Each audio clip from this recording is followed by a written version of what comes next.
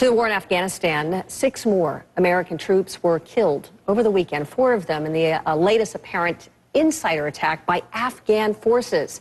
Such attacks, they're also known as green on blue because of the uniforms worn by NATO and Afghan troops. There have been more than 50 NATO troops killed in such attacks this year alone.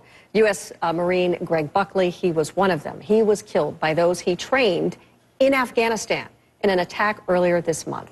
Also, David Arosto reports Buckley actually told his family it would happen. This was the game Greg Buckley Jr. was supposed to see back home on leave from Afghanistan, where he helped train Afghan forces.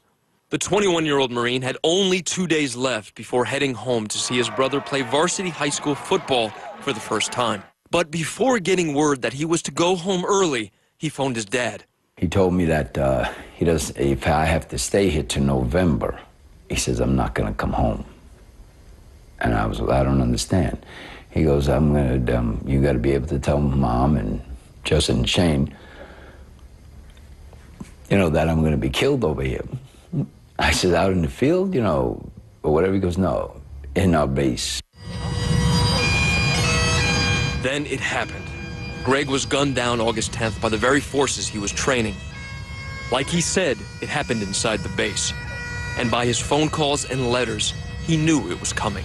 And on one particular night on guard duty, he had a run-in with a trainee. The guy turned around and said to Greg, we don't want you here and we don't need you here. And Greg said, what'd you say? And he said it again. And Greg turned around and said to him, why would you say that? I'm here, giving my life for you guys to help you, to make better.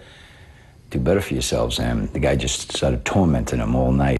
His dad says Greg spent the rest of the night with the trainee. Pitch black out, and all he kept on saying over and over again is, we don't want you, we don't need you, we don't want you, we don't need you.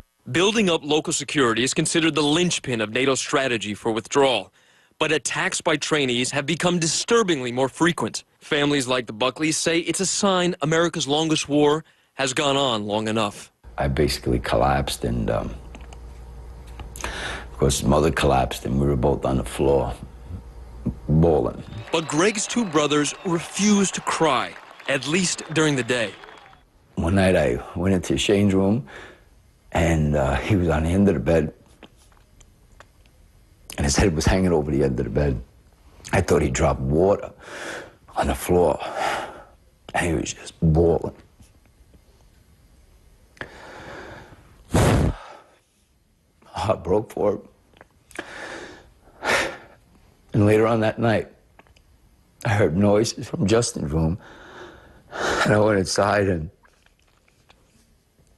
he had a pillow over his face at 4:30 in the morning, screaming at the top of his lungs, heart-wrenching. And I asked Shane and Justin, why don't you guys cry during the day? And they both turned around at the same time and said, we can't. We have to take care of you and Mom. With the community behind them, the Buckley family is now coping as best they can. And Justin, Oceanside star running back wearing camo with his team to honor Greg, makes sure to salute his fallen brother each time he scores. Justin! Oh! That's it, kid! Greg was supposed to be home for this game. What would you tell him right now?